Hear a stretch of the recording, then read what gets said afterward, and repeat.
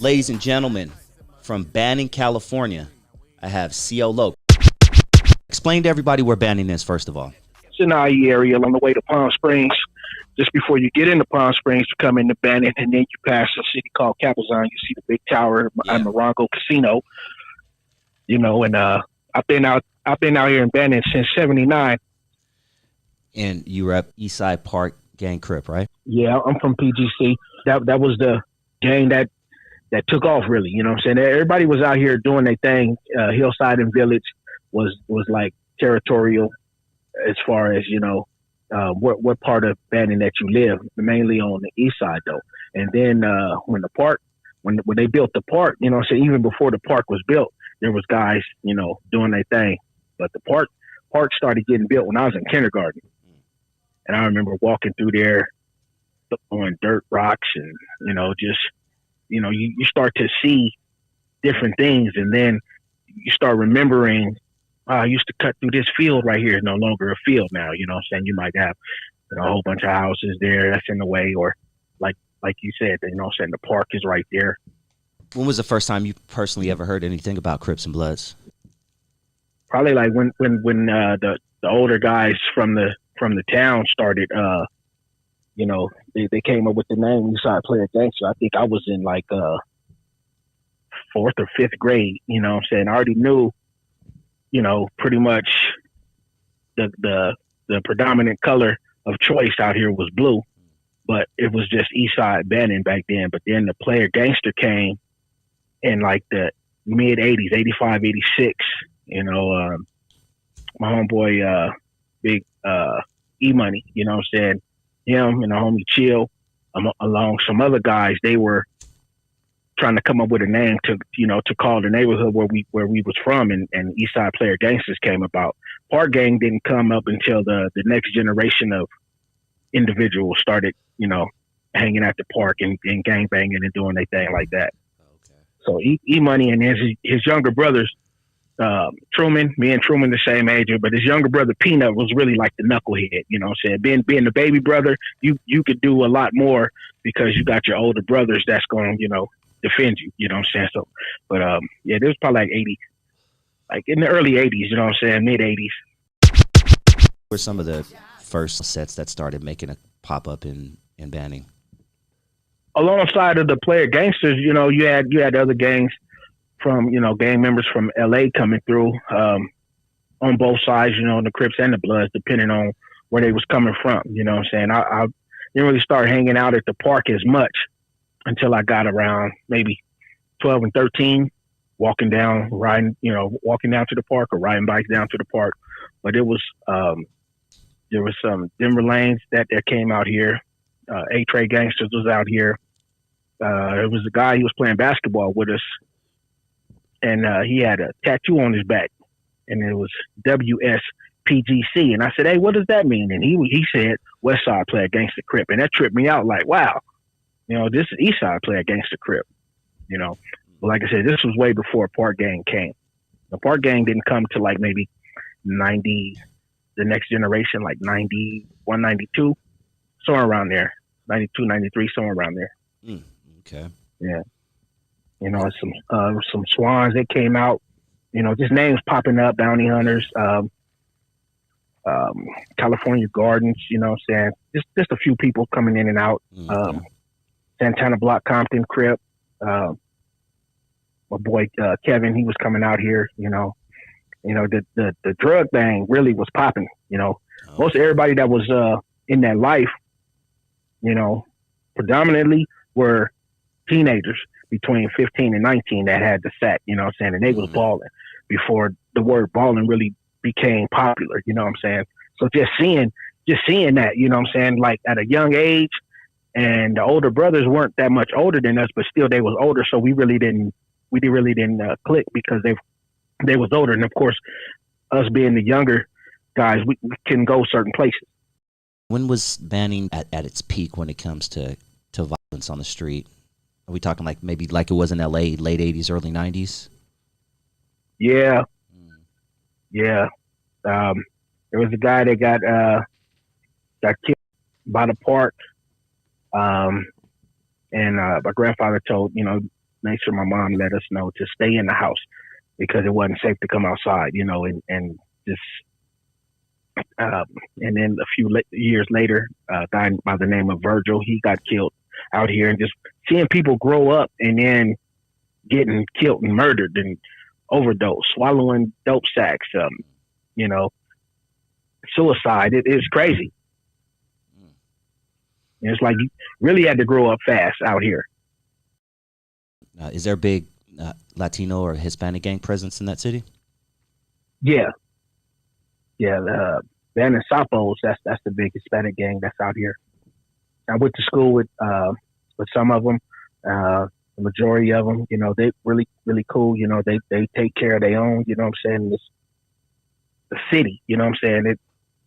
From Bannon, everybody is related in some way or another, where either they got kids with another race or they even married into. You know what I'm saying? So then you got brothers, cousins, aunts, uncles. So it's all like intertwined. It pretty much Bannon is if you're from Bannon, you're related to somebody some way or another. Back in the 80s and 90s, or even before that, do you remember anything about any white gangs out there? No, but I'm pretty sure that the skinheads and everything, it was kind of like a secret society, basically. They really didn't mess with any the young kids, but we knew, what I'm saying, just how certain people would act or talk, when we was at school, but not really knowing what was going on. Not until we got, kind of older.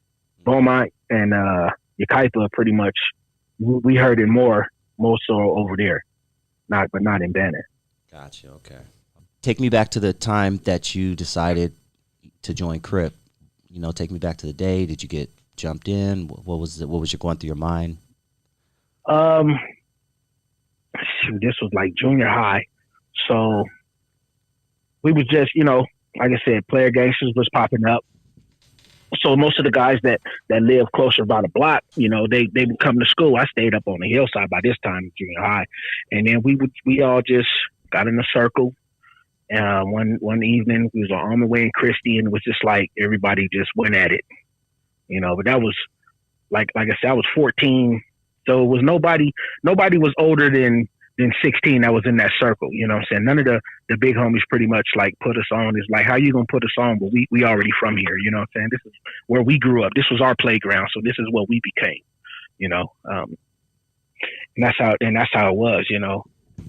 Some of the OGs that was out here doing it. You know what I'm saying? They would come through all the time, and either we walk in or they pick us up, take us to the store, take us somewhere, and just go in there and steal something just to, not I guess like initiation type thing. Mm-hmm. Yeah. Okay. You're really into lowriders, right? Did I catch that in one of your songs or? Yeah, I got that convertible 64. That's mine. I had it since 2005. And just that's the most popular car. The 64. Everybody raps about the 64, and I was like, I want to get one. And one day, my homeboy Emil was like, "Hey, why don't you come over here to Max's house with me, where I can I got to pay him some money on this car that he's building for me." And I was like, "Okay, I'll ride with you." I had no idea, who this man was. And my homeboy Johnny, he was in the low ride. He was in a truck club called Choice Concepts out of Palm Springs back in the early 90s. This was what we was 16, 17 years old, and he Lowrider magazine days. Choice Concepts. Damn. Was mini trucking was the thing. Mm-hmm. Lowriding has always been around, but just different generations you had, on the alternative, and then the truckers came, the mini trucks, and now, everybody got they call them rice rockets now. Yeah. You know what I'm saying? They get a car, they slam it to the ground, put the big loud pipe on them, put the NOS in there. And it just always like to see them lowriders, and then seeing Eazy-E's, them videos, Ice Cube videos, and they end just, Impala's like, wow. And the first time that I actually seen one up close, I was at a car show that Choice Concept threw out in the desert. I don't remember if the car was in any club or anything, but it was a forest green 64, and the inside was like a forest green, so it kind of matched the paint a little bit. And it was just like, wow, it's up close, you know, not knowing how much they cost back then, but I know how much they cost now. Yeah, definitely. Yeah. One of the only cars to go up in value. Yeah. Yeah. You got to be in the 60 class. The 59 is the first Impala, you know, and that's the one that, you know, if you got the money to do it, you know, if you want one, go ahead and get that one, you know what I'm saying? But the most popular one is the 64, you know what I'm saying? But the one that looks the best when it's done up, to me is the 63. Okay, I've heard other people say that. Yeah. Yeah. Okay. But it got to be a rag though, you know. Hard tops is cool. Some with the brains blown is cool. But if you're in a rag, you're winning. Yeah. Yeah, can't nothing beat that, you know what I'm saying? Rolling with the top down, you know what I'm saying? Hitting the switch, just clowning, just having fun, man. Yeah. And that's basically all we was in it for, you know, to do, you know what I'm saying? Because when you out there in the streets and you gang banging, of course you fighting, you know what I'm saying? The stabs and the killing, the shooting and all that, it comes with it. But, you know, some of us told it, you know, whatever your weapon of choice was, you know what I'm saying? So, and then how you made your money also determined, you know what I'm saying, like what's more important, you know? So me, I didn't like being broke. So I started, you know, doing side hustles on the side and seeing homies, my big homies in and out of juvie. Some went to county, some was going to prison, you know, for selling dope. And I'm like, I don't want to be that person, you know what I'm saying? I don't want to go that route. So if I do it, you know what I'm saying, how can I benefit from it, and how can I not be out there and notice that I'm doing it, you know what I'm saying? And all that came with age, you know what I'm saying? Once I got older, you know what I'm saying, then I was like, okay, I can, now I know how to maneuver through it, you know what I'm saying? And just keep people out your business, basically. and you know what I'm saying, and you could be successful no matter what you're doing, you know what I'm saying? So one of my big homies that recently got out of prison, you know what I'm saying, we still talk, you know what I'm saying, to the day. But even when I was like 8, 9 years old, you know what I'm saying, I was always going over to their house, you know what I'm saying? And baby Drew, he was like, Ro, you know what I'm saying, you peeped us out and you sifted through everything that we was doing, and you still kept it 100, still solid, and you still out there in the town doing your thing. So he was telling me how proud he was of me, and homie Chill also, and my homeboy Emil. So as far as I'm concerned, you know what I'm saying, like being a man out here, and then everything else is secondary, you know what I'm saying? Fatherhood is the best for me. Yeah. I would take that. Best, man. That's the best feeling in the world, homie. Oh my gosh, to see the smile on your kid's face when you come home from work, you know what I'm saying, or if you just outside playing with them, and they just, you know, it's man, it's beautiful. Yeah, man. Rappers are easy food nowadays. You know, rappers are just getting shot left and right and put in jail by the feds, and you know, girls are setting them up. I mean, the change against it's. I think Jim Jones said being a rapper is the hardest occupation in the world. But you know, what are your thoughts on how rappers with gang ties specifically should move around when they're traveling city to city, state to state? Well, you just got to be true to yourself. You know what I'm saying? If you move a certain way when you in your city, you got to move that certain way when you go to another city. You know, if you ride by yourself, you know, you got, you know what I'm saying, you got to have your blinker on you, you know what I'm saying, travel, you know what I'm saying, don't fly because you can't take it, you know what I'm saying, so you might as well either get on the Greyhound or drive, you know, but have your comfort zone with you at all times, whatever it is, whether it's a couple of homies from the hood or, like I said, if you by yourself, but you never want to go somewhere by yourself, especially out of state, so you always want to, you know, everybody got family everywhere within the United States, so it's not like you're gonna be alone. You know what I'm saying? But even then, you still got to watch your surroundings. You know, and with them rappers getting shot, like I seen that youngster, you know, he was in Hawthorne or whatever, you know. Indian Red Boy. I'm pretty sure she set him up, you know what I'm saying? But I don't really know the whole story, but just watching him and hearing what he did, and the other guy that was on the phone with him, you know what I'm saying, that just all out blatant disrespect. But even then, you know what I'm saying, that's still street beef. You know what I'm saying? So what happened to him, that wasn't from the streets. That happened from somebody that knew him and was close and knew where he was to have easy access to get him. Yeah. You know, wherever he was at, he was just too comfortable. You know, and in this life, you can't get comfortable. You always have to be on your P's and Q's. You always have to be looking. You always have to be watching, you know. Yeah, my son isn't a gangster by any means. I'm not a gangster, but I don't just sit in my car and on live and just, you know, I'm in LA, so shit is really cracking right now. And I tell my son, don't just be sitting around in your car on live with people. Like, you know what I'm saying? Do that shit at home. Like, don't, right? Because anybody could get it. Is my point. Like right now, anybody can get it, and that was a messed up situation. I just wish I never saw that video, man. It popped up on my timeline that day, as you know, I'm sure it did on yours and millions of other people across the world. Yeah. But I watched it, and I wish I didn't, because to this day, like it's as I'm talking about it, the shit's playing in my head. Watching someone take their last breath. Yeah. Once you see it, you can't unsee it. You know what I'm saying? Yeah. So I could imagine how, you know what I'm saying, like gangsters who have seen death right in front of them, how they feel. Man, I saw that shit on my phone. Someone I don't even know. That shit fuck with me. But I could imagine. Let me ask you that. That leads me into my other question. My other question. Do you think the average gang member who used to gangbang suffers from some sort of PTSD? I'm pretty sure. Yeah, the dreams. You know, some even nightmares of guns whistling over your head. Or if you doing the shooting, you know what I'm saying? I remember one night in particular, it was a house party, and I went, and it was the last time that I seen my homeboy OZ, rest in peace. I went into the house. I said hello to the lady that threw the party, and then her mom, and then I walked outside, and OZ was standing by the garage. They converted it into a bedroom, but he was standing right there, and me and him had talked about doing a song called OZs and Ns because of our government names were similar. Okay. Me, him, and another guy. You know what I'm saying? My name is Rosano. His name was Ozanda. The other homie, his name was Ozine. So we was gonna call the song OZs and Ns. You know, ounces and money, basically. You know what I'm saying? But it was all tied together by our names.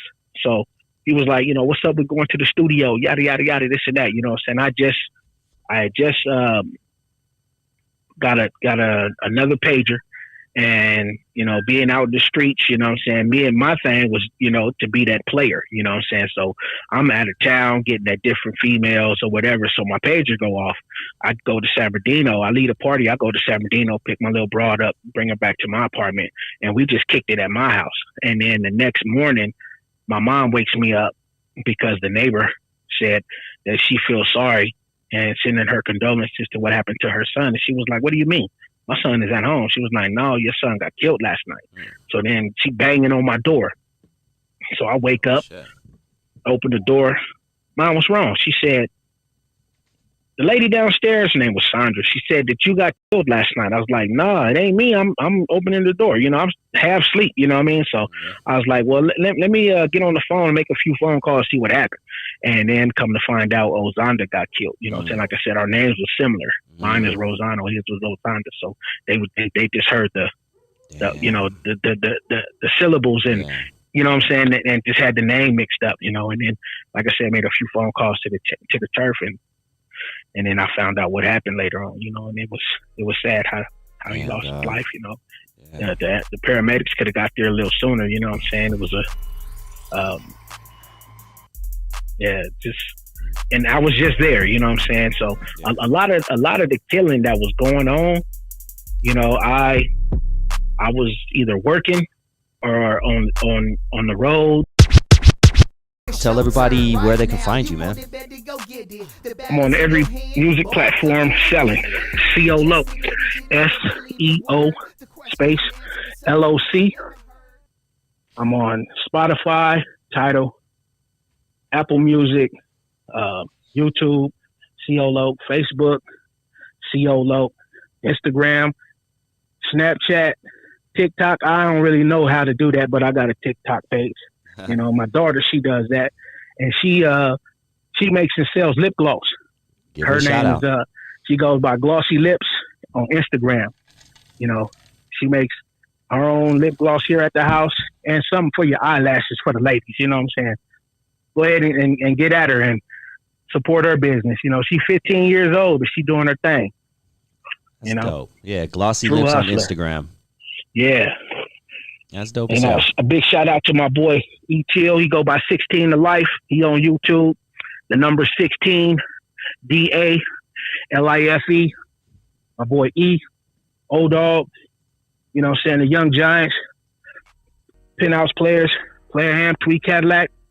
You know, shout out to my boy Justified, Fathers in Hip Hop. Oh, that's my out homie, there. man. I'm looking at his Fathers in Hip Hop shirt right now. I'm sitting on my couch. Is that right?